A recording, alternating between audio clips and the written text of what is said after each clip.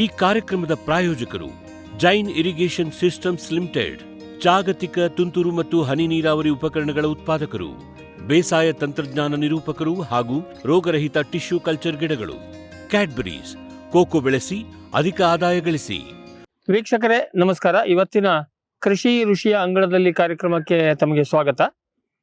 ಇವತ್ತು ನಾವು ಇಲ್ಲಿ ಬೆಂಗಳೂರಿನ ಹೊರವಲಯ ಹೇಳ್ಬೋದು ಅಥವಾ ಬೆಂಗಳೂರಿನ ಒಂದು ಅಂಚಿನಲ್ಲಿ ಇರುವಂತಹ ASC ಅಂದರೆ ಆರ್ಮಿ ಸರ್ವಿಸ್ ಕೋರ್, ಇಲ್ಲಿ ಮುಖ್ಯತಃ ನಮ್ಮ ಭಾರತದ ಸೇನೆಯ ತರಬೇತಿ ಕ್ಯಾಂಪು, ಬಹಳ ದೊಡ್ಡದು ಕ್ಯಾಂಪಸ್, ಸಾವಿರಾರು ಎಕರೆ ಜಾಗದಲ್ಲಿದೆ. ಇಲ್ಲಿದ್ದೀವಿ ನಾವು. ಇಲ್ಲಿ ಕುದುರೆ ಮತ್ತೆ ಹೆಸರುಗತ್ತೆಯ ದೊಡ್ಡ ಫಾರ್ಮ್ ಇದೆ, ಅದು ಅವರಿಗೆ ತರಬೇತಿ ಕೊಡೋದಕ್ಕೆ. ಅಲ್ಲಿ ನಮ್ಮ SMG ಬಯೋಟೆಕ್ ಪ್ರೈವೇಟ್ ಲಿಮಿಟೆಡ್, ಏನು ನಮ್ಮ ನೀವು ಕಾಯಂ ನೋಡಿರ್ತೀರಿ ನಮ್ಮ ಫಾರ್ಮ್ ಟಿವಿನಲ್ಲಿ, ಅಶ್ವಸಾರ ಅಂತೇಳಿ ಎರೆಗೊಬ್ಬರವನ್ನು ಇವರು ಮಾಡ್ತಾರೆ. ಅದಕ್ಕೆ ಅಶ್ವಸಾರ, ಕುದುರೆಯ ಇದರಿಂದ ಲದ್ದಿಯಿಂದ ಬಂದಿರುವಂಥದ್ದು ಅಂತೇಳಿ, ಅದನ್ನು ಇಲ್ಲಿ ಅವರು ಮಾಡ್ತಾ ಇದ್ದಾರೆ ಆರ್ಮಿಯವ್ರ ಜೊತೆಗೆ ಕೈ ಜೋಡಿಸಿ.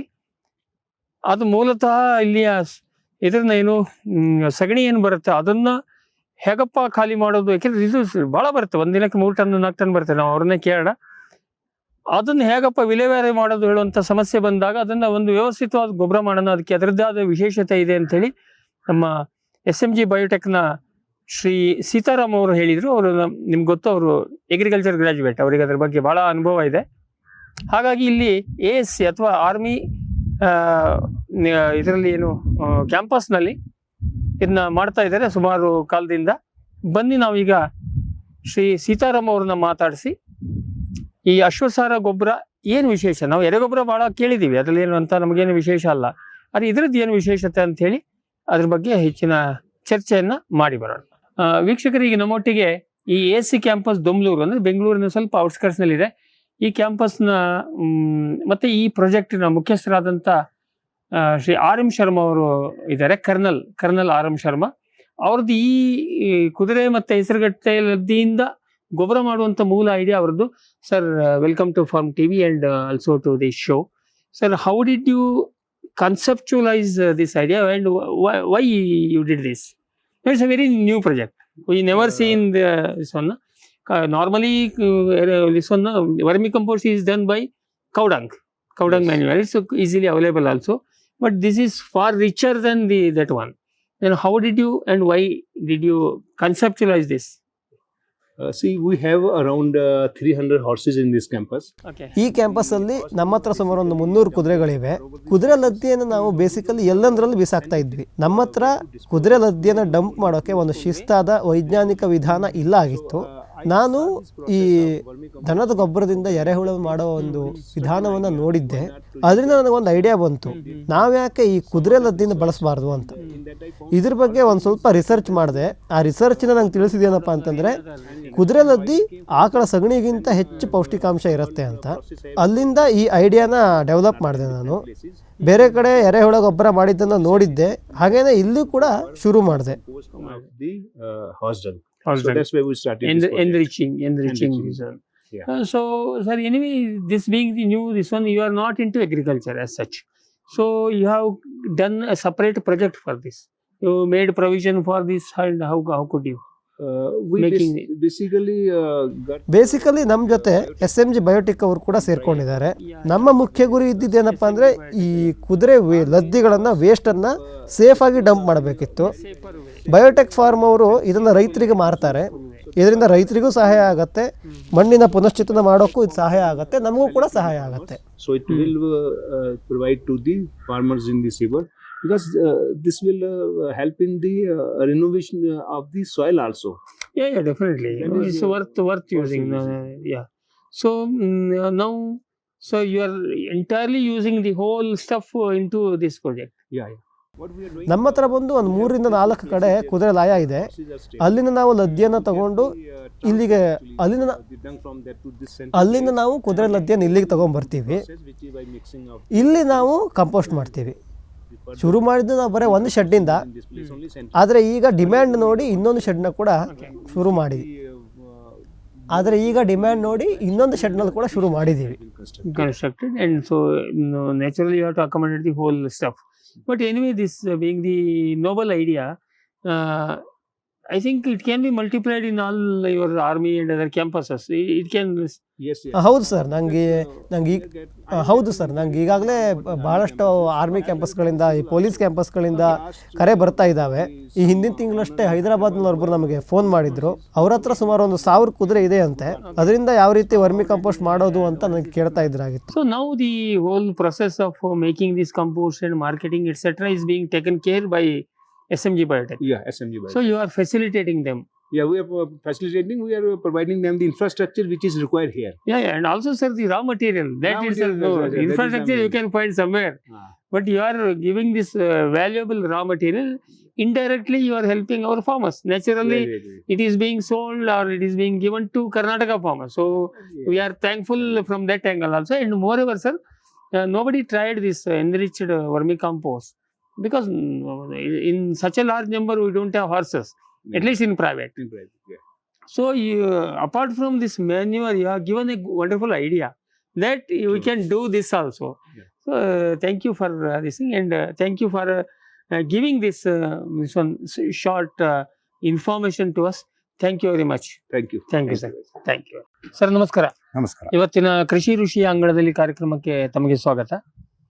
ಸರ್, ಈಗ ನಾವು ಒಂದು ವಿಶೇಷ ಘಟಕ ಅಂತಾನೆ ಹೇಳ್ಬೋದು. ಮಿಲಿಟರಿ ಕ್ಯಾಂಪಸ್ ಅಲ್ಲಿ ನೋಡಿದ್ರೆ ಎರೆಗೊಬ್ಬರ, ಇದನ್ನ ಅಥವಾ ಹೊರಗಿನ ಪ್ರಪಂಚಕ್ಕೆ ಏನು ನಮ್ಮ ಕಲ್ಪನೆ ಬರೋಕ್ಕೆ ಚಾನ್ಸ್ ಇಲ್ಲ. ಅದಕ್ಕೆ ದೊಡ್ಡ ಕ್ಯಾಂಪಸ್ ಇದೆ, ದೊಡ್ಡ ಮಿಲಿಟರಿ ಸಿಸ್ಟಮ್ನಲ್ಲಿ. ಇಲ್ಲಿ ಇದು ಹೌದು, ಇದು ಫಸ್ಟ್ ಆಫ್ ಆಲ್ ಇದು ಯಾವ ಕ್ಯಾಂಪಸ್? ಮಿಲಿಟರಿ ಕ್ಯಾಂಪಸ್ ಅಂದ್ರೆ ಯಾವುದು? ಇದು ಮಿಲಿಟರಿ ಅಪಾಯಿಂಟೆಡ್ ಆಗಿರ್ತಕ್ಕಂಥ ಎಲ್ಲರಿಗೂ ಟ್ರೈನಿಂಗ್ ಇನ್ಸ್ಟಿಟ್ಯೂಟ್ ಅಂತ, ತರಬೇತಿ ಕೊಡುವಂತದ್ದು, ASC ಸೆಂಟರ್ ಅಂತ ಹೇಳಿ. ಅಲ್ಲಿ ಟ್ರೈನಿಂಗ್ ಕೊಡ್ತಕ್ಕಂಥದ್ದು ಎಲ್ಲರೂ ಏನಿಲ್ಲಿ ಹಾರ್ಸ್ ಟ್ರೈನಿಂಗ್ ಇರ್ಬೋದು, ಮ್ಯೂಲ್ ಹೆಂಗೆ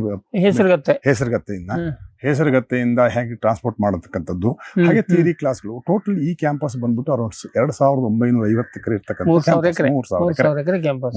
ಎಕರೆ ಕ್ಯಾಂಪಸ್ ಇರ್ತಕ್ಕಂಥದ್ದು ಇದು. ಇದರಲ್ಲಿ ಆಲ್ಮೋಸ್ಟ್ 347 ಹೇಸರಗತ್ತೆ ಮತ್ತು ಕುದುರೆ ಎರಡು ಸೇರಿ ಟೋಟಲ್ 347 ಇದೆ. ಇವರ ತರಬೇತಿಗೆ ಅದಲ್ಲದೆ ಕೆಲವು ಟೈಮ್ ಜಾಸ್ತಿ ಅಪಾಯಿಂಟ್ಮೆಂಟ್ ಇದ್ದಾಗ ಹೊರಗಡೆಯಿಂದ ಮತ್ತೆ ಒಂದಷ್ಟು 150-200 ಕುದುರೆಗಳನ್ನು ತಂದು ತರ್ತಾರೆ. ಹೌದು, ಅವರಿಗೆ ಟ್ರೈನಿಂಗ್ ಕೊಡೋದಕ್ಕೆ ಬೇಕು ಅಂತ ಹೇಳ್ಬಿಟ್ಟು ಆ ಪ್ರೋಸೆಸ್. ಆಮೇಲೆ ಹಾಗೇನೆ ಔಟ್ಸೈಡರ್ಸ್ ಇಲ್ಲಿ ಪೋಲೋ ಅಕಾಡೆಮಿ ಅಂತ ಹೇಳ್ಬಿಟ್ಟು, ಅಂದ್ರೆ ಅದೊಂದು ಮಾಡಿದ್ದಾರೆ. ಈಗ ಔಟ್ಸೈಡರ್ಸ್ ಬಂದ್ಬಿಟ್ಟು ಪೋಲೋ ಟ್ರೈನಿಂಗ್ ತಗೊಂಡು ಹೋಗ್ಬೋದು. ಪೋಲೋ ಟ್ರೈನಿಂಗ್ ತಗೊಂಡು ಅದಕ್ಕೆ ಹೋಗೋದಕ್ಕೆ ಇದು ಇರ್ತಕ್ಕಂಥದ್ದು. ಸೊ ಈಗ ಸರ್, ನಾವು ಮೂಲತಃ ಇದಕ್ಕೆ ಬರೋದಕ್ಕಿಂತ, ಟೆಕ್ನಾಲಜಿ ಬಗ್ಗೆ ಬರೋದಕ್ಕಿಂತ ಮೊದಲೇ ಇವರಿಗೆ ಈಗ ಯಾಕೆ ಈ ಗೊಬ್ಬರ ಮಾಡುವಂತ ಅನಿವಾರ್ಯತೆ ಅಥವಾ ಅಗತ್ಯ ಆಗ್ಬಿತ್ತು? ಅದೇ ನಾನು ಹೇಳ್ತಾ ಇದ್ದೀನಿ ಅಂದ್ರೆ 350 ಕುದುರೆ ಅಥವಾ ಹೆಸರುಗತ್ತೆಯಿಂದ ಬಂದಿರತಕ್ಕಂತ ಲದ್ದಿಯನ್ನ ಡಿಸ್ಪೋಸಲ್ ಮಾಡಬೇಕು. ಅದು ಮಾಡೋದು ಅಂತಂದ್ರೆ ಹೇಗೆ ಗೋ ಗ್ರೀನ್ ಪ್ರಾಜೆಕ್ಟ್ ಅಂತ ಬಂತು. ದಿನಕ್ಕೊಂದು 3 ಟನ್ ಬರುತ್ತೆ, 3.5 ಟನ್ ಪ್ರತಿದಿನ 3.5 ಟನ್ ಬಂದಿರತಕ್ಕಂಥದ್ದನ್ನ ಅಷ್ಟು ಸುಲಭ ಡಿಸ್ಪೋಸಲ್ ಆಗ್ಲಿಲ್ಲ ಅಂತಂದ್ರೆ ಇಡೀ ಕ್ಯಾಂಪಸ್ ಪರಿಸರ ಹಾಳಾಗ್ತದೆ. ಅವಾಗ ಅವ್ರು ಏನ್ ಮಾಡಿದಾರೆ, ಇದನ್ನ ಹೆಂಗೆ ಕಾಂಪೋಸ್ಟ್ ಮಾಡ್ಬೋದು, ಇನ್ನೊಂದು ಮಾಡ್ಬೋದು, ಏನೋ ಮಾಡ್ಲಿಕ್ಕೆಲ್ಲ ಸೆಂಟ್ರಲ್ ಗವರ್ಮೆಂಟ್ ಇಂದ ಒಂದಷ್ಟು ಪ್ರಯತ್ನಗಳು ಮಾಡಿತ್ತು. ಇದು ಸರ್, ಈಗ ಇದ್ರ ಹೆಸರುಗತ್ತದಾಯ್ತು. ಕೇರಳದಲ್ಲಿ ಹಸುಗಳದ್ದೇ ಮನೆಯಲ್ಲಿ ಸಮಸ್ಯೆ. ಆ ಸಗಣಿಯಿಂದ ಏನ್ ಮಾಡೋಣ? ಎಲ್ಲ ದಿನ ತೋಟಕ್ಕೆ ತೊಗೊಂಡೋಗ ಆಗೋದಿಲ್ಲ, ಕಷ್ಟ. ಸೊ ಇವರು ಅದಕ್ಕೆ ಏನ್ ದಾರಿ ಹುಡುಕ್ಬೇಕು ಅಂತ ಅವ್ರು ಆ ಯೋಚನೆಯಲ್ಲಿ ಇರ್ತಕ್ಕಂಥ ಟೈಮಲ್ಲಿ ನಾನು ಸ್ವಲ್ಪ ಬೇಸಿಕಲಿ ಹೇಳ್ಬಿಡ್ತೇನೆ.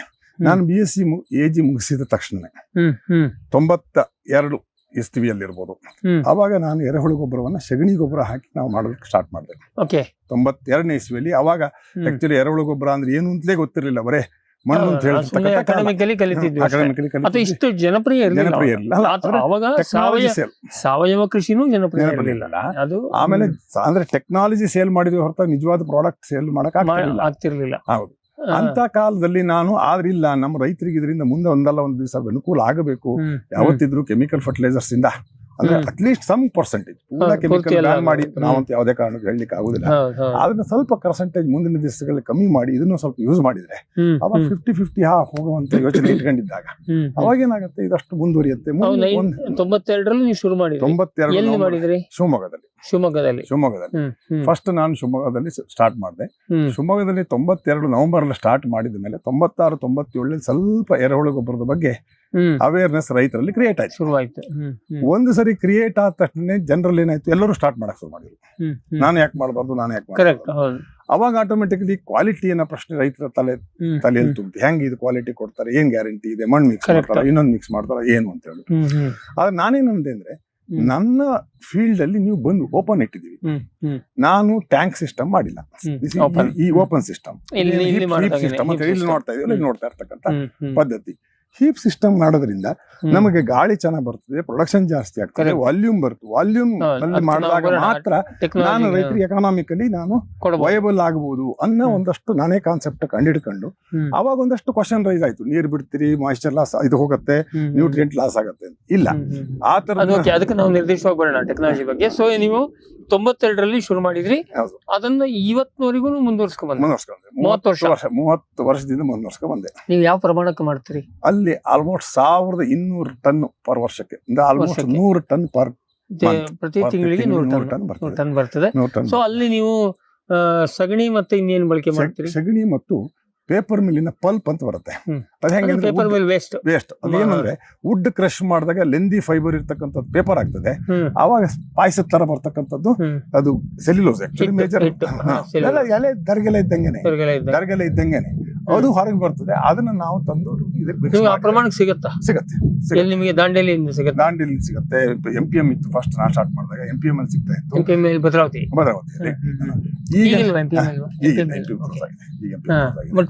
ಇದರಲ್ಲಿ ಇದೆ, ದಾಂಡೇಲಿ ಇದೆ.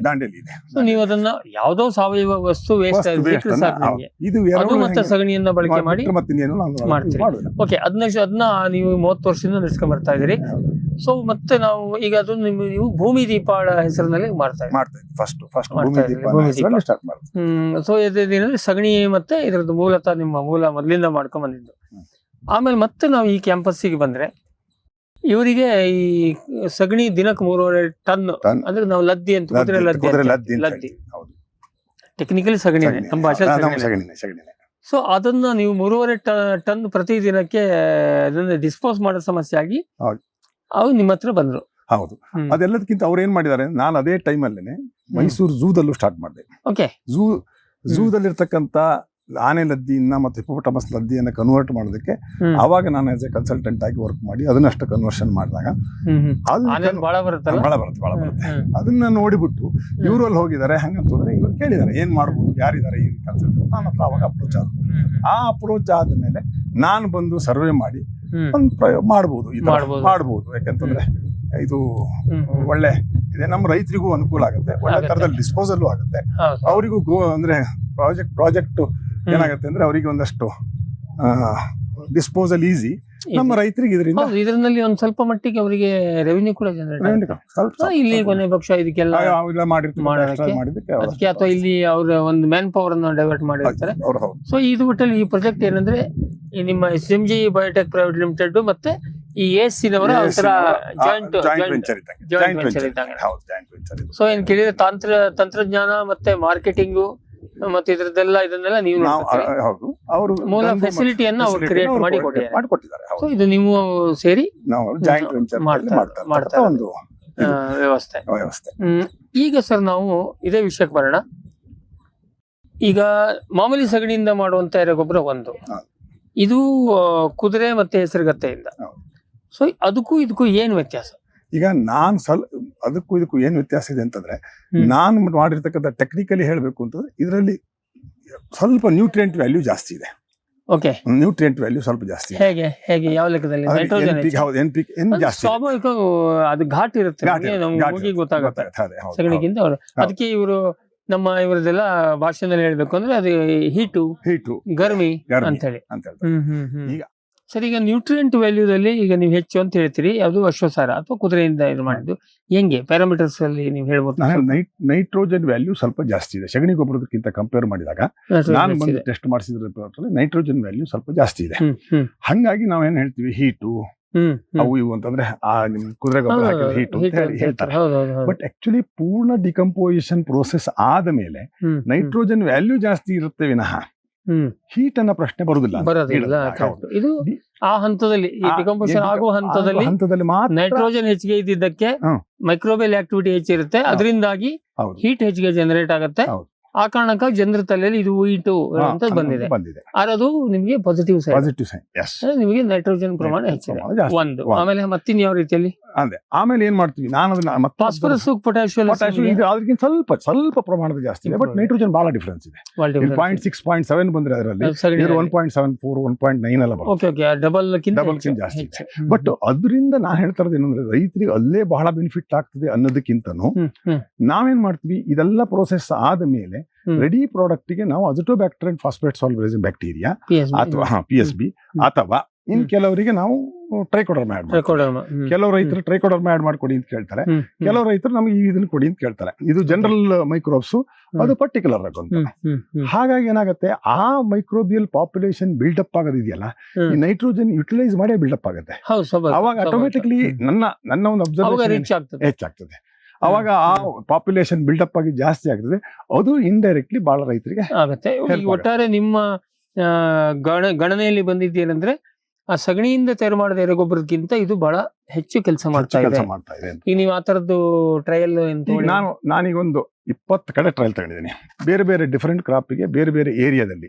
ಅಂದ್ರೆ ನಾ ಹೇಳ್ತಾ ಇರೋದು ಹಿರಿಯೂರು ಇರ್ಬೋದು, ಚಳ್ಳಕೆರೆ ಇರ್ಬೋದು, ಶಿವಮೊಗ್ಗದಲ್ಲಿ ತಗೊಂಡಿದ್ದೀನಿ, ಅನಂತಪುರ ರಿಪ್ಪನ್ಪೇಟೆ ಏರಿಯಾದಲ್ಲಿ ಅಂದ್ರೆ ಹೆವಿ ರೈನ್ಫಾಲ್ ಏರಿಯಾದಲ್ಲಿ ತಗೊಂಡಿದ್ದೀನಿ, ಮೈಸೂರಲ್ಲಿ ತಗೊಂಡಿದ್ದೀನಿ, ಕೋಲಾರದಲ್ಲಿ ತಗೊಂಡಿದ್ದೀನಿ. ಬೇರೆ ಬೇರೆ ಬೆಳೆ ಬೇರೆ ಬೇರೆ ತರದಲ್ಲಿ. ಆಮೇಲೆ ಇನ್ನೊಂದು ನಾವು ಕೇಳ್ಪಟ್ಟಿದ್ದೀನಿ, ಇದು ಆಂಟಿ ಫಂಗಲ್ ಪ್ರಾಪರ್ಟಿ ಇದೆ ಅಂತ ಹೇಳ್ತಾರೆ, ನಿಜಾನ? ಅದೇ ನನಗೆ ಈಗ ಏನ್ ಹೇಳ್ತಾ ಇದೆ ಅಂದ್ರೆ, ರಿಸರ್ಚ್ ಅಲ್ಲಿ ಅದ್ರ ಬಗ್ಗೆ ಆಂಟಿ ಫಂಗಲ್ ಆಕ್ಟಿವಿಟಿ ಬಹಳ ಇದೆ ಅಂತ ಹೇಳ್ತಾರೆ. ಅಂದ್ರೆ ಯೂರಿನ್ ಅಲ್ಲಿ, ಕುದುರೆ ಯೂರಿನ್ ಅಲ್ಲಿ ಬಂದಿರ್ತದೆ, ಅದಕ್ಕೂ ಯೂರಿನ್ ಲದ್ದಿಯಲ್ಲಿ ಆಟೋಮೆಟಿಕಲಿ ಮಿಕ್ಸ್ ಆಗಿ ಬಂದಿರ್ತದೆ, ಅದರಲ್ಲಿ ಆಂಟಿ ಫಂಗಲ್ ಇದೆ ಅಂತ ಹೇಳ್ತಾರೆ. ಬಟ್ ರಿಸರ್ಚ್ ಪೇಪರ್ ಇದೆಯೇ ಹೊರತಾಗಿ ನಾನಿನ್ನು ಪ್ರಾಕ್ಟಿಕಲಿ ಅದು ಆಂಟಿ ಫಂಗಲ್ ಅಂತ. ಸಿ ಫಾರ್ ಎಕ್ಸಾಂಪಲ್ ಪೊಮೊಗ್ರನೇಟಿ ಕೊಟ್ಟಿದ್ದೀನಿ ಅವರಿಗೆ, ದಾಳಿಂಬೆಗೆ, ಮತ್ತು ಶುಂಠಿ ಕೊಟ್ಟಿದ್ದೀನಿ, ಬೇರೆ ಶುಂಠಿ ಕೊಟ್ಟಿದ್ದೀನಿ, ಅಲ್ಲಿ ಫಂಗಸ್ ಪ್ರಾಬ್ಲಮ್ ಜಾಸ್ತಿ ಇದೆ. ಅದು ನಾನು ಪ್ರಾಕ್ಟಿಕಲಿ ಇನ್ನು ಚೆಕ್ ಮಾಡ್ತಾ ಇದ್ದೀನಿ. ಅಂದ್ರೆ ಅಂತ ಡಿಫರೆಂಟ್ ರಿಸರ್ಚ್ ಪೇಪರ್ ಇದೆ, ರಿಸರ್ಚ್ ಪೇಪರ್ಸ್ ಇದೆ. ಆಂಟಿ ಫಂಗಲ್ ಇದೆ. ಸೊ ಆ ಲೆಕ್ಕದಲ್ಲಿ ನಿಮಗೆ ಒಂದು ನ್ಯೂಟ್ರಿಯೆಂಟ್ ವ್ಯಾಲ್ಯೂ ಹೆಚ್ಚಿದೆ, ಫಂಗಲ್ ಆಂಟಿ ಫಂಗಲ್ ಹೆಚ್ಚಿದೆ ಅಂತ ಅವಾಗ ಖಂಡಿತವಾಗಿ ಒಂದು ಬೆನಿಫಿಷಿಯಲ್ ಆಗಬಹುದು. ಈಗ ಒಟ್ಟಾರೆಯಾಗಿ ನೀವು ಇಲ್ಲಿ ಸಾಮಾನ್ಯ ಎಷ್ಟು ಯಾವಾಗಿನ ಶುರು ಮಾಡಿದ್ರಿ? ಇದು ನಾನು ಸ್ಟಾರ್ಟ್ ಮಾಡಿದ್ದು ಸೆಪ್ಟೆಂಬರ್ ಅಲ್ಲಿ. ಓಕೆ. ಸೊ ಇದು ನಿಮ್ ಸುಮಾರು ಔಟ್ಪುಟ್ ಪ್ರೊಡಕ್ಷನ್ ಎಷ್ಟೇ ಇರಬಹುದು? 1000 ಟನ್ ಬರ್ತದೆ. 1000 ಟನ್ ಅಂದ್ರೆ 100 tons per, almost nearly around 70 to 80 tons per month. So ಅಲ್ಲಿಗೆ ವರ್ಷಕ್ಕೆ 1000 ಟನ್ ಟಾರ್ಗೆಟ್ ಪ್ರೆಸೆಂಟ್ ಇರತಕ್ಕಂತ ಎನಿಮಲ್ಸ್ ಪ್ರಕಾರ. ಸೊ ಇದನ್ನ ನೀವು ಟಾರ್ಗೆಟ್ ಯಾವ ರೈತರಿಗೆ ಬೇಕಾದ್ರೂ ಕೊಡ್ತೀರಿ ನೀವು? ಅಂದ್ರೆ ಇದೇನು ಇಂಥದೇ ಟಾರ್ಗೆಟ್ ಮಾಡಿದ್ದಿಲ್ಲ, ಟ್ರಯಲ್ ಗಳನ್ನು ನೀವು ನಿರ್ದಿಷ್ಟವಾಗಿ ಮಾಡ್ತಾ ಇದ್ದೀರಿ. ಅಂದ್ರೆ ಆಂಟಿ ಫಂಗಲ್ ಅಂತ ರಿಸರ್ಚ್ ಪೇಪರ್ ಹೇಳ್ತಾ ಇದೆಯಲ್ಲ, ಅದನ್ನ ಪ್ರಾಕ್ಟಿಕಲಿ ಹಂಗಾಗತ್ತೆ ಅನ್ನೋದು ನನ್ನ ಸ್ವಂತ ಒಂದು. ಇದು ಇನ್ನು ನಿಮ್ಮ ಇದಕ್ಕೆ ಬರಬೇಕು. But all other nutrient, vermicompost ಅಂತಂದ್ಮೇಲೆ ಆಟೋಮೆಟಿಕ್ಲಿ ಟೋಟಲ್ ಬೆನಿಫಿಟ್ ಎಲ್ಲರಿಗೂ, ರೈತರಿಗೂ ಇವತ್ತಂತೂ ಗೊತ್ತಿದೆ, ಅವೇರ್ನೆಸ್ ಇದೆ, ಅವ್ರು ಯೂಸ್ ಮಾಡ್ತಾರೆ. ಓನ್ಲಿ ಥಿಂಗ್ ಈಸ್ ರೇಟ್ ಅಲ್ಲಿ ವ್ಯತ್ಯಾಸಗಳನ್ನ, ಕ್ವಾಲಿಟಿಯಲ್ಲಿ ಯಾರು ಮಾಡ್ತಾ ಇದ್ದಾರೆ ಅನ್ನೋದನ್ನ ಅವ್ರಿಗೆ ಕಂಡಿಡ್ಕೊಂಡಾಗ ಗೊತ್ತಾಗ್ತದೆ. ಒಟ್ಟಾರೆಯಾಗಿ ಇಲ್ಲಿ ನೀವು ಈ ಕುದುರೆ ಮತ್ತೆ ಹೆಸರುಗತ್ತೆ ಸಂಪೂರ್ಣ ಲದ್ದಿಯನ್ನು ಬಳಕೆ ಮಾಡ್ತಾ ಇದ್ರಿ. ಮತ್ತೆ ಇಲ್ಲಿ ಹಸು ದನ ಕರುಗಳಿದಾವ? ಇಲ್ಲ, ಅದ್ಯಾವ್ದು ಇಲ್ಲ, ಅವೆಲ್ಲ ಡೈರಿ ಹಾಲು ತರ್ತಾರೆ. ಸೊ ಆ ಪ್ರಶ್ನೆ ಇಲ್ಲ ಇಲ್ಲಿ. ಅವು ಎರಡು ಬಿಟ್ಟರೆ ಬೇರೆ ಏನು ಯೂಸ್ ಮಾಡ್ತಾ ಇಲ್ಲ. ವಿಶ್ವದಾದ್ಯಂತ ಪೇಟೆಂಟ್ ಪಡೆದ ನ್ಯಾನೋ ತಂತ್ರಜ್ಞಾನದಲ್ಲಿ ತಯಾರಾದ ನೂವಾಲ್ಗಿ ದ್ರಾವಣ. ನೂವಾಲ್ಗಿ ಉಪಯೋಗಿಸಿದ ಮೇಲೆ ತುಂಬಾ ಇಳುವರಿನೂ ಬಂದಿದೆ. ಕಾಳು ಮೆಣಸಿಗಂತೂ ಬಹಳ ಚೆನ್ನಾಗಿ ಬರುತ್ತೆ, ರೇಷ್ಮೆ ಎಲೆನೂ ಚೆನ್ನಾಗಿ ಬರ್ತದೆ, ಗಿಡಗಳು ತುಂಬಾ ಚೆನ್ನಾಗಿ ಬೆಳವಣಿಗೆ ಆಯಿತು. ಯಾವುದೇ ರಾಸಾಯನಿಕ ಅಥವಾ ವಿಶೇಷ ಗೊಬ್ಬರಗಳ ಗೊಡವೆ ಇಲ್ಲದೆ ಎಲ್ಲ ಬೆಳೆಗಳಲ್ಲಿ ಉತ್ತಮ ಗುಣಮಟ್ಟದ ಅಧಿಕ ಫಸಲನ್ನು ಪಡೆಯಿರಿ. ಯಾವಾಗಲೂ ನನ್ನ ಇರೋವರೆಗೂ ನೂವಾಲ್ಗಿ ಅಂತೂ ಬಿಟ್ಟು ಬಾಳಲ್ಲ ಅಂತ ಒಂದು ಭರವಸೆ ಕೊಡ್ತೀನಿ.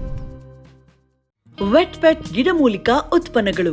ಮೇಷ ಟಾನಿಕ್, ಕುರಿ ಮತ್ತು ಆಡುಗಳ ಒತ್ತಡ, ರೋಗ, ಕ್ರಿಮಿ ನಿವಾರಕ, ಹೆಚ್ಚಿನ ಬೆಳವಣಿಗೆ. ಕುಕ್ಕುಟ ಟಾನಿಕ್, ಕಡಿಮೆ ಆಹಾರ, ಉತ್ತಮ ಆರೋಗ್ಯ, ಕೋಳಿಗಳ ಅಧಿಕ ಬೆಳವಣಿಗೆ. ಕೆಚ್ಚಲು ಕೇರ್, ಕೆಚ್ಚಲು ಬಾವು ಬರದಂತೆ ತಡೆಯಲು, ಬಂದರೆ ಬಾವು ನೋವು ಶಮನಕ್ಕೆ. ವೆಟ್ ಉತ್ಪಾದನೆ, ಶ್ರಮಜೀವಿಯಿಂದ ಸರಬರಾಜು. ಜಾಣ ಹೈನುಗಾರನ ಜಾಣ್ಮೆಯ ಆಯ್ಕೆ ವೆಟ್ ಉತ್ಪನ್ನಗಳು. ಜೈನ್ಸ್ ಜಗತ್ತಿನ ಅತಿದೊಡ್ಡ ಅಂಗಾಂಶ ಕೃಷಿ ಪ್ರಯೋಗಾಲಯ ಹಾಗೂ ಟಿಸಿ ಗಿಡಗಳ ಉತ್ಪಾದಕರು. ಸಮೃದ್ಧ ಇಳುವರಿಗೆ ಜೈನ್ ಜೀನೇನ್, ಯಾಲಕ್ಕಿ, ನೇಂದ್ರನ್ ಹಾಗೂ ಕೆಂಪು ಬಾಳೆ ಸಸಿಗಳು, ದಾಳಿಂಬೆ, ಭಗವತಳಿಯ ರೋಗಮುಕ್ತ ಸಸಿಗಳು, ಲಕ್ನೋ 49 ಪೇರಳೆ, ಸ್ಟ್ರಾಬೆರಿ ಇತ್ಯಾದಿ ಗಿಡಗಳು ಯೋಗ್ಯ ಬೆಲೆಯಲ್ಲಿ. ಅಂಗಾಂಶ ಕೃಷಿಯ ಜಾಗತಿಕ brand Jain. Barrix hunter pheromone ಟ್ರಾಪ್ಸ್ನೊಂದಿಗೆ ರೇನೋಸಾರಸ್ ದುಂಬಿ ಮತ್ತು ಕೆಂಪು ಮೂತಿ ಹುಳುಗಳಿಂದ ತೆಂಗು, ತಾಳೆ, ಅಡಿಕೆ ಮರಗಳ ಸಂರಕ್ಷಣೆ. ತರಕಾರಿ ಮತ್ತು ಹಣ್ಣಿನ ಬೆಳೆಗಳಲ್ಲಿ ಹಣ್ಣಿನ ನೊಣಗಳ ನಿಯಂತ್ರಣಕ್ಕೆ ಬ್ಯಾರಿಕ್ಸ್ ಕ್ಯಾಚ್ ಫ್ರೂಟ್ ಫ್ಲೈ ಹಾಗೂ ವೆಜಿಟೇಬಲ್ ಫ್ಲೈ ಟ್ರ್ಯಾಪ್. ರಸ ಹೀರುವ ಕೀಟಗಳನ್ನು ಹಿಡಿಯಲು ಬಣ್ಣದ ಕ್ರೋಮ್ಯಾಟಿಕ್ ಸ್ಟಿಕ್ಕಿ ಟ್ರ್ಯಾಪ್ಸ್. ಪೇಟೆಂಟ್ ಹೊಂದಿದ ತಂತ್ರಜ್ಞಾನ, ದೀರ್ಘಕಾಲದವರೆಗೂ ಬಾಳಿಕೆ. ಕೀಟನಾಶಕಗಳಿಗೆ ಪರ್ಯಾಯ, ಪರಿಸರಕ್ಕೆ ಪೂರಕ. ಸುಸ್ಥಿರ ಸಾವಯವ ಕೃಷಿಗಾಗಿ ಬ್ಯಾರಿಕ್ಸ್. ಕೋಕೋ ಈಗ ಕರ್ನಾಟಕದ ವಾಣಿಜ್ಯ ತೋಟದ ಬೆಳೆಗಳಲ್ಲೊಂದು. ಅಧಿಕ ಇಳುವರಿಯ ಹೈಬ್ರಿಡ್ F1 ಗಿಡಗಳು ಕ್ಯಾಡ್ಬರಿ ನರ್ಸರಿಗಳಲ್ಲಿ ಮಾತ್ರ ಲಭ್ಯ. ಗಿಡ ಬೇಕಾದವರು ಕ್ಯಾಡ್ಬರಿ ಅಧಿಕಾರಿಗಳನ್ನು ಸಂಪರ್ಕಿಸಿ.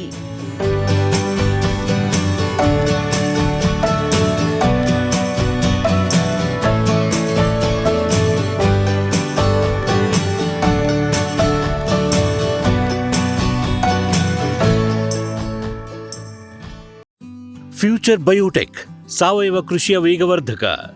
ಪೋಷಕಾಂಶ ಪೂರೈಕೆಗೆ NPK ಕಲ್ಚರ್, ವ್ಯಾಮ್, PSP ಮತ್ತು KMB.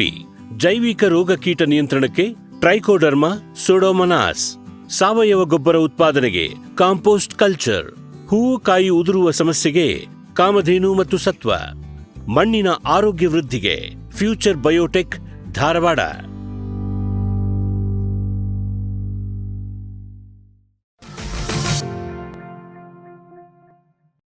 ಸರ್, ಈಗ ನಾವು ಎರೆಗೊಬ್ಬರ ಅಂದ್ಕೊಳ್ಳಿ ಸಾಮಾನ್ಯವಾಗಿ ಎರೆ ತೊಟ್ಟಿ ಮಾಡುವಂತ ಪದ್ಧತಿ ಇದೆ. ಹೌದು. ನೀವಿಲ್ಲಿ ನೋಡಿದ್ರೆ ಓಪನ್ ಆಗಿ ರಾಶಿ ಹಾಕಿದ್ರಿ. ಬಹುಶಃ ನೀವು ನಿಮ್ಮ ಶಿವಮೊಗ್ಗ ಯೂನಿಟ್ ಅಲ್ಲೂ ಹೀಗೆ ಮಾಡ್ತೀರಿ.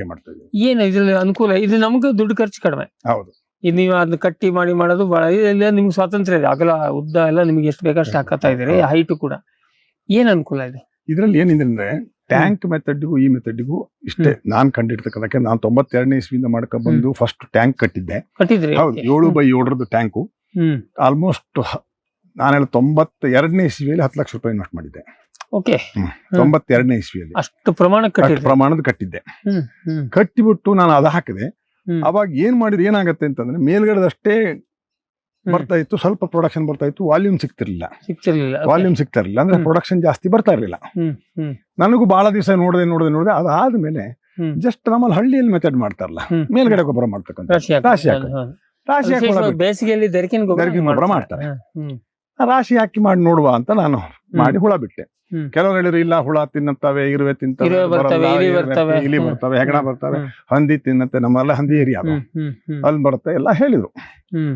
ನಾನು ಅವಾಗ ಏನ್ ಮಾಡಿ ಅದನ್ನ ಆ ಪ್ರೊಸೆಸ್ ಅನ್ನ ಮಾಡಿ ಬಿಟ್ಟೆ. ಹುಳ ಬಿಟ್ಟು ನೋಡಿದಾಗ ನನ್ನ ಅಬ್ಸರ್ವೇಷನ್ ಏನಂದ್ರೆ, ಯೂಶಲಿ ಟಾಪ್ ಇಂದ ಕೆಳಗಿಳಿತಕ್ಕಂತ ಬದಲಾಗಿ ಸೈಡ್ ಇಂದ ಜಾಸ್ತಿ ತಿನ್ನಕ್ ಶುರು ಆಯ್ತು ಹುಳ. ಈಗ ಇದ್ರಲ್ಲಿ ಏನ್ ಅರ್ಥ ಅಂದಾಗ, ಸೈಡ್ ಇಂದ ಪ್ರೊಡಕ್ಷನ್ ಬರ್ತಾ ಇದೆ. ಒಂದ್ ಹೀಪ್ 50 ಟನ್ ಹಾಕಿರ್ತಕ್ಕಂಥ ಏನ್ ಹೀಪ್ ನೋಡ್ತಾ ಇದ್ರಿ, 50 ಟನ್ ಹಾಕಿದೀನಿ ಒಂದು ಲೇಯರ್. ಹಂಗೆ ಆಲ್ಮೋಸ್ಟ್ 3.5 ಅಡಿ ಹೈಟ್ ಇರ್ತಕ್ಕಂಥದ್ದು. ಈಗ 3.5 ಅಡಿ ಹೈಟಿಗೆ 50 ಟನ್ ಟೋಟಲ್. ಅಂದ್ರೆ 50x20 20 3.5 ಹೈಟ್. 20 ಇರಲ್ಲ, 20 ಇಲ್ಲ, ಆಲ್ಮೋಸ್ಟ್ 16-18 ಅಡಿ ಇದೆ. ಅಷ್ಟು 50 ಟನ್ ಹತ್ತತ್ರ. ಅಂದ್ರೆ ನಾವೇನ್ ತೂಕ ಮಾಡಿ ಹಾಕಿಲ್ಲ, ಅಂದಾಜು ಬಂದ್ರೆ ಒಂದಷ್ಟು. ಇಲ್ಲಿ ಈಗ ನಿಮ್ಗೆ ಮೇಲಿಂದ ತಿಂತದೆ, ಮೇಲಿಂದ ಸೈಡ್ ಇಂದ ಜಾಸ್ತಿ ತಿಂತದೆ. ಮೀನಿಂಗ್ ಏನಾಯ್ತು ಅಲ್ಲಿಗೆ ಅಂದ್ರೆ ಗಾಳಿ ಆಡ್ತದೆ, ಏರೇಷನ್ ಬೇಕು ಅಂತ. ಅವಾಗ ಇದು ನಂಗೆ 90 ಡೇಸ್ ಅಲ್ಲಿ ಪ್ರೊಡಕ್ಷನ್ ಬರ್ತಾ ಇದೆ. 50 ಟನ್ ರೆಡಿ. ಟೋಟಲ್ 50 ಟನ್ ನಾನು 62 ದಿವಸಕ್ಕೂ ತೆಗೆದಿದ್ದೀನಿ. ಅಂದ್ರೆ ವರ್ಮ್ ಪಾಪ್ಯುಲೇಷನ್ ಜಾಸ್ತಿ ಆದಾಗ ಅವಾಗ ಆಟೋಮೆಟಿಕ್ಲಿ ಪ್ರೊಡಕ್ಷನ್ ಜಾಸ್ತಿ ಬರುತ್ತೆ. ಅವಾಗ ಏನಾಯ್ತು, ನಾನು ಅದ 6 ಮಂತ್ಸ್ ಬೇಕು, ಇದು 90 ಡೇಸ್. ಹೌದು, ಇದರಲ್ಲಿ ತೊಟ್ಟಿಯಲ್ಲಿ ಮಾಡಿದ್ರೆ ಇದು ನೀವು 3 ತಿಂಗಳಲ್ಲಿ ಇನ್ನೂ ಕಡಿಮೆ ಆಗ್ತದೆ.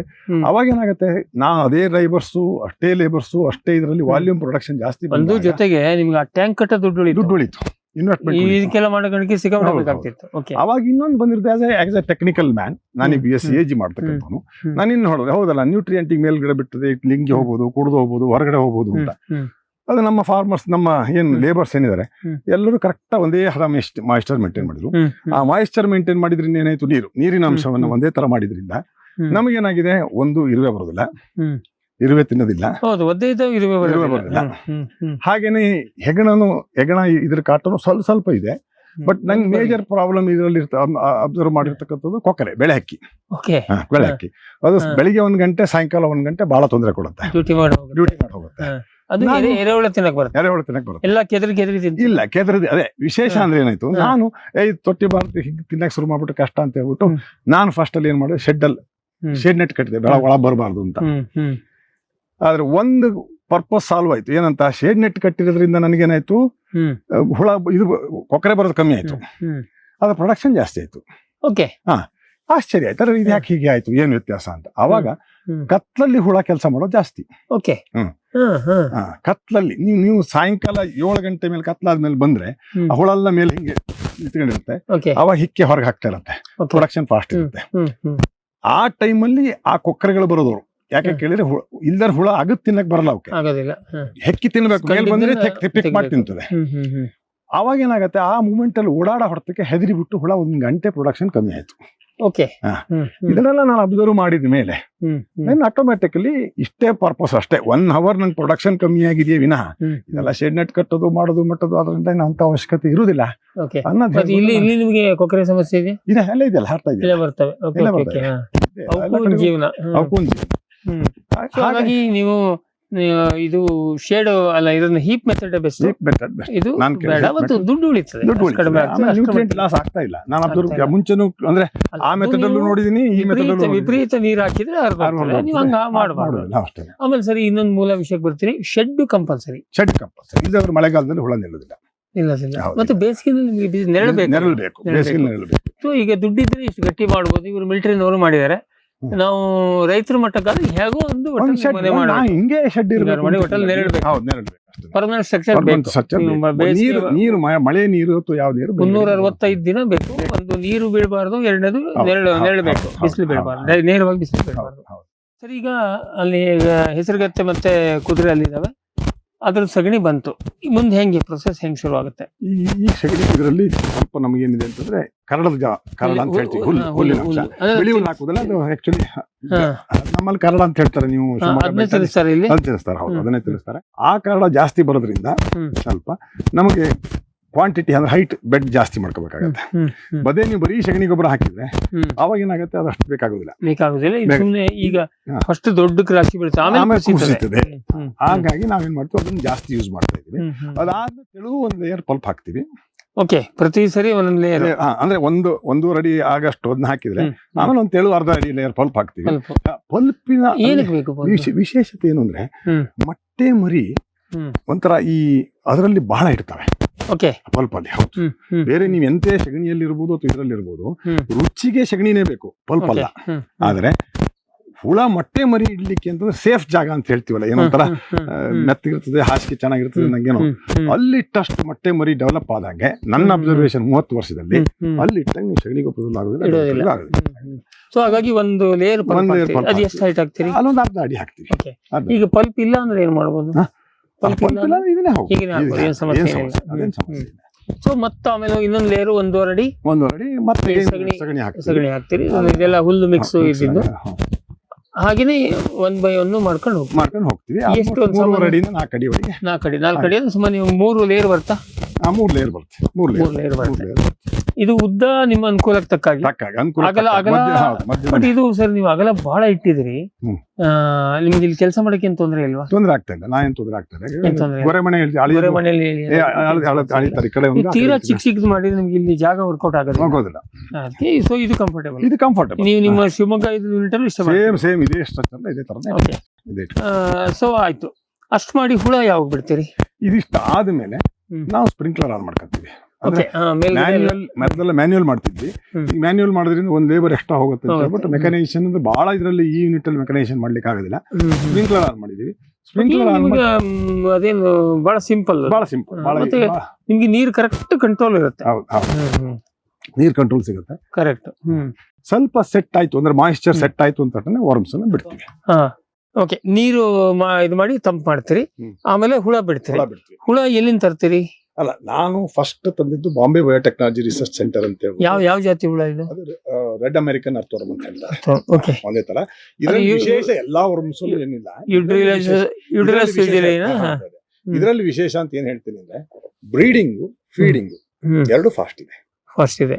ನಮ್ಗೆ ಬೇಕಾಗಿದ್ದೆ ಯಾಕಂದ್ರೆ ನಮಗೆ ಮಿಷನರಿ ಆಗಿದ್ರಿಂದ ಕರೆಕ್ಟ್. ನಿಮ್ ಗೊಬ್ಬರ ಮಾಡೋ ಮಿಷನ್ ತಿನ್ಬೇಕು, ಮರಿ ಹಾಕಬೇಕು, ಮರಿ ಹಾಕ್ಬೇಕು ತಿನ್ನೋದು ಅಂತ. ಅವಾಗ ಏನಾಗುತ್ತೆ, ನಮ್ಗೆ ಆಟೋಮೆಟಿಕ್ಲಿ ಪ್ರೊಡಕ್ಷನ್ ಜಾಸ್ತಿ ಬರೋದಕ್ಕೆ ಸಾಧ್ಯತೆ ಆಗುತ್ತೆ ಅಂತ.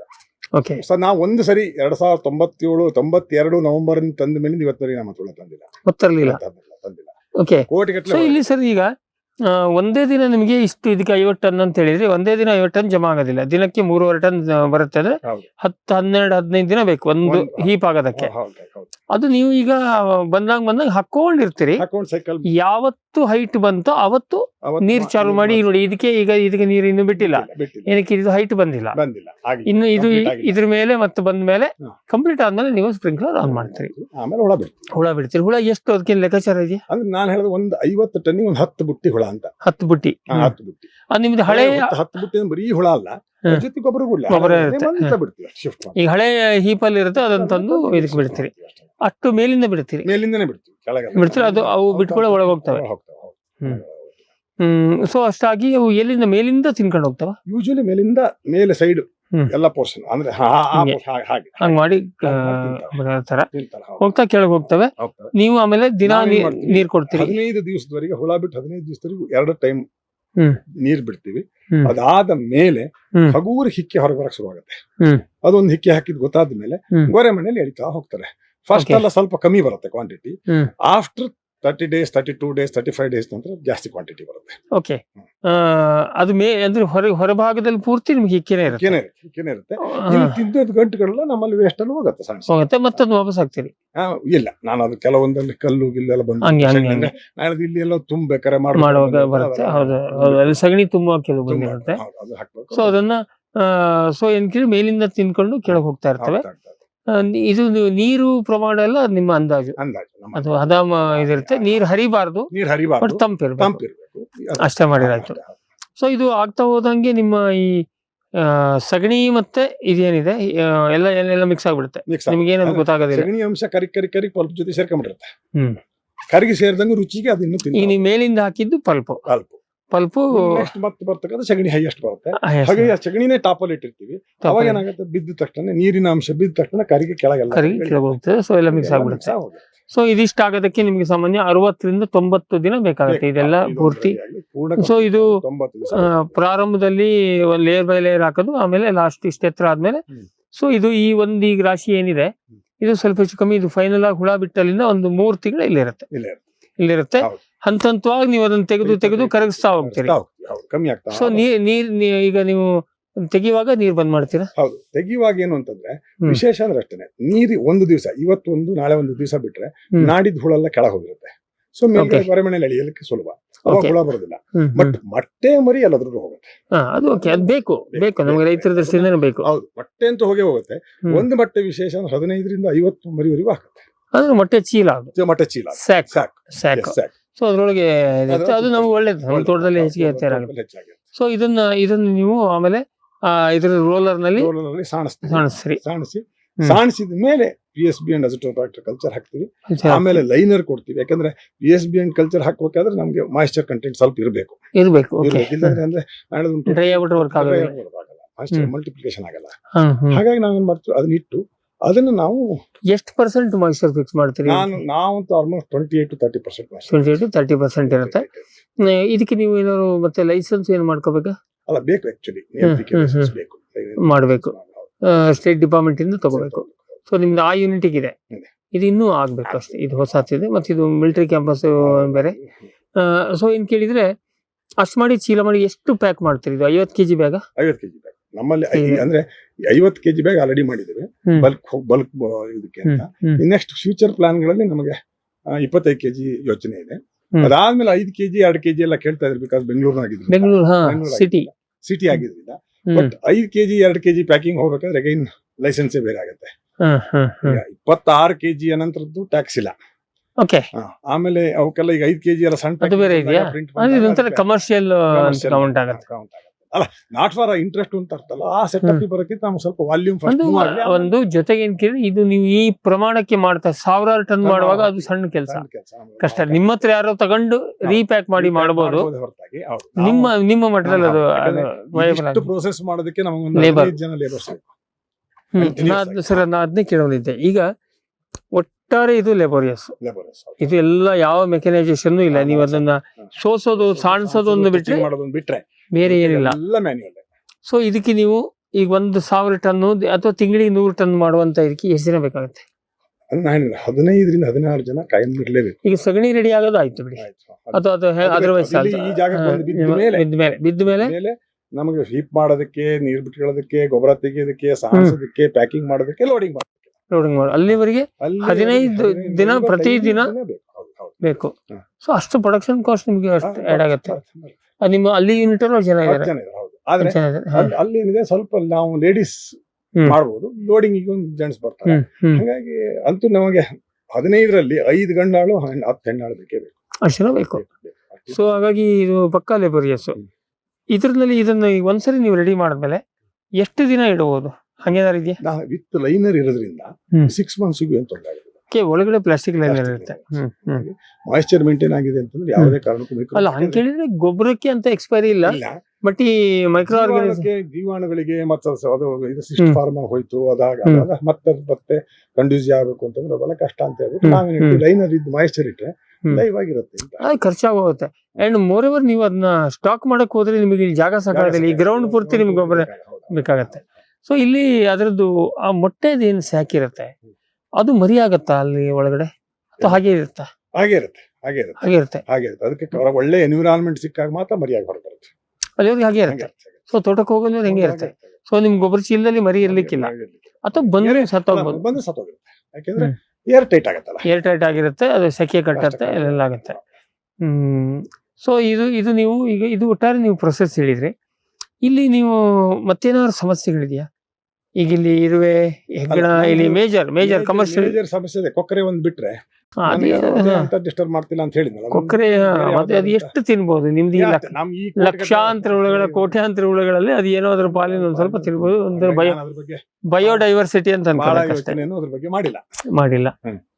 ಸೊ ಹಾಗಾಗಿ ಮತ್ತೇನ್ ಸಮಸ್ಯೆ ಇಲ್ಲ. ಇರುವೆ ಅದು ಇದು ಏನು ಇಲ್ಲ, ಏನು ಮಾಡಿಲ್ಲ. ನಾವು ಅದನ್ನೇ ನೋಡ್ತಾ ಇದೀವಿ. ಸೊ ಇದು ನೀವು ಏಕೆಂದ್ರೆ 30 ವರ್ಷದ ಅನುಭವ, ಏನಂತ ಸೀರಿಯಸ್ ಸಮಸ್ಯೆ ಏನೂ ಇಲ್ಲ. ಇದು ನೀವು ಸೇಮ್ ಶಿವಮೊಗ್ಗ ಯೂನಿಟ್ ಅಲ್ಲಿ ಹೀಗೆ ಸೇಮ್ ಇದೆ. ಸ್ವಲ್ಪ ಹಳೆ ಶೆಡ್ಗಳು ಅಷ್ಟೇ, ಹಳೆ ಶೆಡ್ಗಳಿದೆ. ಅಲ್ಲಿ ಇಲ್ಲಿ ಕುದುರೆ ಬದಲಿಗೆ ಅಲ್ಲಿ ಹಸು, ಅಷ್ಟೇ ಡಿಫ್ರೆನ್ಸ್. ಉಳಿದಂತೆ ಹಂಗಂದ್ರೆ ಇದು ಅಂತ ಮಾಡ್ಲಾರದವ್ರು ಸುಮ್ನೆ ಕತೆ ಹೇಳೋದು ಬಿಟ್ರೆ ಮಾಡಿದವರಿಗೆ ಈ ಸಮಸ್ಯೆ ಇಲ್ಲ. ಭೂಮಿದೀಪ ಸಾರಜನಕ, ರಂಜಕ ಒದಗಿಸುವ ಸೂಕ್ಷ್ಮಾಣುಜೀವಿ ಮಿಶ್ರಿತ ಸಮೃದ್ಧ ಸಾವಯವ ಎರೆಗೊಬ್ಬರ. ಕಾಳು ಮೆಣಸಿಗೆ ಟ್ರೈಕೋಡರ್ಮಾ ಸಂವರ್ಧಿತ ವಿಶೇಷ ಎರೆಗೊಬ್ಬರ. ಕುದುರೆ, ಹೇಸರಗತ್ತೆ, ಲದ್ದಿಯ ಅಧಿಕ ಪೌಷ್ಟಿಕಾಂಶದ ಅಶ್ವಸಾರ ಎರೆಗೊಬ್ಬರ.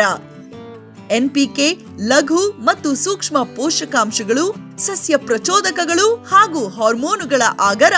ಭೂಮಿದೀಪ ಎರೆಗೊಬ್ಬರ. ಜೈನ್ ಇರಿಗೇಷನ್ ಸಿಸ್ಟಮ್ಸ್ ಲಿಮಿಟೆಡ್ ಭಾರತದ ಹನಿ ನೀರಾವರಿ ತಂತ್ರಜ್ಞಾನದ ಪ್ರಥಮ ಪ್ರವರ್ತಕ, ಜಗತ್ತಿನ ಅತಿ ದೊಡ್ಡ ಸ್ಪ್ರಿಂಕ್ಲರ್ಸ್ ಉತ್ಪಾದಕ ಕಂಪನಿ. ಸಂರಕ್ಷಿತ ಕೃಷಿಯಲ್ಲಿ ಹಸಿರು ಮನೆಗಾಗಿ ಮಿಸ್ಟರ್, ಫಾಗರ್, ಫ್ಯಾನ್ ಮತ್ತು ಪ್ಯಾಡ್ ಹಾಗೂ ನೆರಳು ಮನೆ, ಸ್ವಯಂ ಚಾಲಿತ ನೀರಾವರಿ ವ್ಯವಸ್ಥೆ ಮತ್ತು ರಸಾವರಿ ತಂತ್ರಜ್ಞಾನ. ಕೃಷಿಯಲ್ಲಿ ನೀರಿನ ಸಮರ್ಪಕ ಬಳಕೆ ಹಾಗೂ ಉಳಿತಾಯಕ್ಕೆ ಮತ್ತೊಂದು ಹೆಸರು ಜೈನ್. ಕದಂಬ ಅಗ್ರಿಟೆಕ್ ರಾಜ್ಯದ ಜನಪ್ರಿಯ ಸೋಲಾರ್ ಪಂಪ್.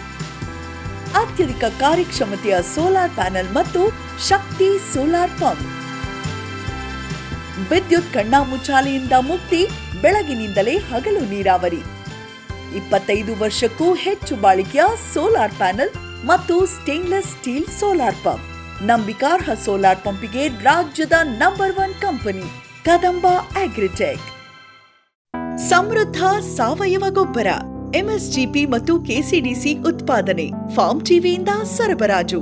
ಅತಿ ಕಡಿಮೆ ಬೆಲೆಗೆ ಅತ್ಯುತ್ತಮ ಗೊಬ್ಬರ. ಇಲ್ಲ ಭಾರಲೋಹ, ಕೃಷಿ ವಿಶ್ವವಿದ್ಯಾಲಯದಿಂದ ಪರೀಕ್ಷಿತ.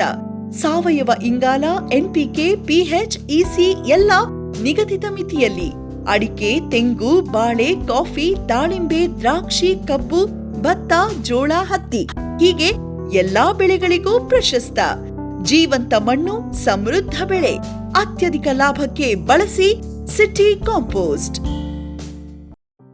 ಗ್ರೀನ್ ಪ್ಲಾಸ್ಟ್ ISI ಪ್ರಮಾಣೀಕೃತ ಪರಿಶುದ್ಧ HDPE ಜಿಯೋ ಮೆಂಬ್ರೇನ್ ಪಾಂಡ್ ಲೈನರ್ಗಳು ಕೃಷಿ ಹೊಂಡ, ಕೆರೆ, ಕಾಲುವೆ, ಮೀನುಕೊಳ, ಸ್ಪಿರುಲಿನಾ ಹೊಂಡಗಳಿಗೆ ಬೇಕಾದ ಆಕಾರ ಮತ್ತು ವಿಸ್ತೀರ್ಣಗಳಲ್ಲಿ ಸರ್ಕಾರದ ಸಬ್ಸಿಡಿ ಯೋಜನೆಯಡಿ ಲಭ್ಯ.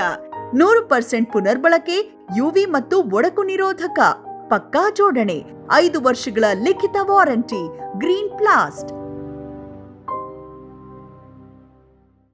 ವೆಟ್ ಗಿಡಮೂಲಿಕಾ ಉತ್ಪನ್ನಗಳು. ಬೋವಿಟೋನ್ ವೆಟ್ 33 ಗಿಡಮೂಲಿಕೆಗಳ ಜಾನುವಾರು ಆರೋಗ್ಯವರ್ಧಕ ಟಾನಿಕ್. ದೂದ್ ಪ್ಲಸ್ ಅಧಿಕ ಹಾಲು, ಡಿಗ್ರಿ ಮತ್ತು ಫ್ಯಾಟ್, ರಾಸು ಸುಲಭವಾಗಿ ಹಾಲಿಳಿಸುತ್ತದೆ. ಫಾಸ್ಟ್ ಪ್ಲಸ್ ಗರಿಷ್ಠ ರಂಜಕ, ಕ್ಯಾಲ್ಸಿಯಂ, ಜೀವಸತ್ವಗಳು, ಖನಿಜಗಳು, ಪ್ರೋಬಯೋಟಿಕ್ಸ್ ಇತ್ಯಾದಿ. ಹಸು, ಎತ್ತು, ಎಮ್ಮೆ, ಕೋಣ, ಹಂದಿ, ಕುರಿ, ಆಡು, ಕೋಳಿಗಳಿಗೆ ವೆಟ್ ಪೆಟ್ ಫಾರ್ಮುಲೇಷನ್ಸ್ ಉತ್ಪಾದನೆ, ಶ್ರಮಜೀವಿಯಿಂದ ಸರಬರಾಜು. ಜಾಣ ಹೈನುಗಾರನ ಜಾಣ್ಮೆಯ ಆಯ್ಕೆ ವೆಟ್ ಪೆಟ್ ಉತ್ಪನ್ನಗಳು. ಸರ್, ಈಗ ನಾವು ನೀವು ಅಲ್ಲಿ ಯೂನಿಟ್ ಅಲ್ಲಿ ಇದ್ರದ್ದು ಶಿವಮೊಗ್ಗದಲ್ಲಿ ಸಗಣಿದ್ ಮಾಡ್ತೀರಿ, ಇಲ್ಲಿ ಇದ್ರದ್ದು ಮಾಡ್ತೀರಿ, ಕುದುರೆದ್ ಮಾಡ್ತಾ ಇದ್ರಿ, ಅಶ್ವಸಾರ, ಅದು ಭೂಮಿ ದೀಪ. ಹೌದು. ಇದ್ರದ್ದು ಎಷ್ಟು ರೇಟಿಗೆ ಮಾರ್ತೀರಿ? ನಿಮ್ಗೆ 50 kg ಬ್ಯಾಗ್ ಅಂತ ಹೇಳಿದ್ರೆ 25 kg ಬ್ಯಾಗ್ ಕೂಡ ಮಾಡ್ತೀರಿ. ಮಾಡ್ಬೇಕು ಅಂತ ಇನ್ನೂ ಮಾಡಿಲ್ಲ, 50 kg ಬ್ಯಾಗ್ ಇದೆ. ಇದೆಲ್ಲ ಬಲ್ಕ್ ವ್ಯವಹಾರ ಇರೋದಾಗ ದೊಡ್ಡದಾಗುತ್ತೆ. ಎಷ್ಟು ಅದನ್ನ ಎಷ್ಟಕ್ಕೆ ಮಾರ್ತೀರಿ, ಇದನ್ನ ಎಷ್ಟಕ್ಕೆ ಅದು ಮಾರ್ತೀರಿ? ನಂದು 8 ರೂಪಾಯಿ ಪರ್ ಕಿಲೋ ಮಾಡ್ತೀನಿ. 8 ರೂಪಾಯಿ ಪ್ರತಿ ಕೆಜಿಗೆ. ಪ್ರತಿ ಕೆಜಿಗೆ. ಇದು ಆಲ್ಮೋಸ್ಟ್ ಅದೇ 400 ರೂಪಾಯಿ ಬ್ಯಾಗು. 400 ರೂಪಾಯಿ ಬ್ಯಾಗ್. ಇದು 600 ರೂಪಾಯಿ ಬ್ಯಾಗು. 600 ರೂಪಾಯಿ ಬ್ಯಾಗ್. ಡಿಫರೆನ್ಸ್ ಇಷ್ಟೇನೆ. ನಾನು ಹೇಳ್ತಾ ಇರೋದು ಒಂಟಾರೆ ಇಷ್ಟ ಹಾಕಿದ ಮೇಲೆ, ಇಷ್ಟ ಹಾಕಿದ ಮೇಲೆ ನಮಗೆ ಇಳುವರಿ ಏನ್ ಬರುತ್ತೆ ವಾಪಸ್ ಅನ್ನೋದಕ್ಕಲ್ಲ. ಈಗ ನಾನು ಹೇಳ್ತಾ ನನಗೆ 60% ಮಾಯಿಶ್ಚರ್ ಇರುತ್ತೆ ತಂದು ಇಲ್ಲಿ ಬಂದಾಗ, ನಾ 30% ಕೊಟ್ಟರೆ ಅಲ್ಲೇ 30% 50% ನಂಗೆ ಅಲ್ಲೇ ಹೋಯ್ತು ಅಂತ. ಅವಾಗ ನಾವು ಬ್ಯಾಗ್ ಮಾಡಿದಾಗ ನಂಗೆ ಅಷ್ಟು ಇದಾಗತ್ತೆ ಅಂತ. ಇದು ಅಷ್ಟೇನೆ. ಇದು 3.5 ಟನ್ ಬಂದ್ರೂ ಸಹಿತ ಹುಲ್ಲು ಗಿಲ್ಲು ಎಲ್ಲ ಹೋದಾಗ ಅದನ್ನಂತೂ ನಾನು ಎಲ್ಲಿ ಅನ್ಡಿಕಂಪೋಸ್ಡ್ ಐಟಮ್ ಇರುತ್ತೆ, ಅದು ಕೆಲವು ತಿಂದು ಹೋಗಿದ್ರೆ ನಾನು ವೇಸ್ಟ್ ಮಾಡಲೇಬೇಕು.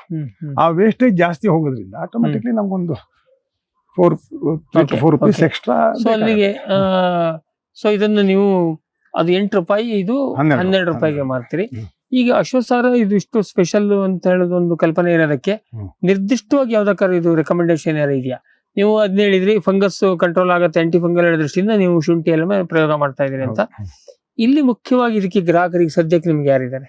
ನಂಗೆ ಈಗ ಅಟ್ ಪ್ರೆಸೆಂಟ್ ಹೋಗಿರ್ತಕ್ಕಂಥ ದಾಳಿಂಬೆ ಹೋಗಿದೆ, ಶುಂಠಿಗೂ ಹೋಗ್ತಾ ಇದೆ, ಅಡಿಕೆಗೂ ಹೋಗಿದೆ. ಆದ್ರೆ ಅಡಿಕೆಯವ್ರು ಬಹಳ ಜನ ತಗೊಂಡಿದ್ದಾರೆ, ಚೆನ್ನಾಗಿ ಬರ್ತಾ ಇದೆ ಆಲ್ರೆಡಿ 6 ತಿಂಗಳು ಹೇಳ್ತಾರೆ. ಬಟ್ ನಂಗೆ 6 ತಿಂಗಳಲ್ಲಿ ಅದು ಗೊತ್ತಾಗೋದಿಲ್ಲ ಅಂತ ನನ್ನ ಇನ್ನು. ಅಡಿಕೆನಲ್ಲಿ ನಿಮ್ಗೆ ಚೆನ್ನಾಗಿರುತ್ತೆ ಬಿಟ್ರೆ ನಿರ್ದಿಷ್ಟ ಉದ್ದೇಶ ಫಂಗಲ್ ಡಿಸೀಸ್ ಅಂತಿಲ್ಲ.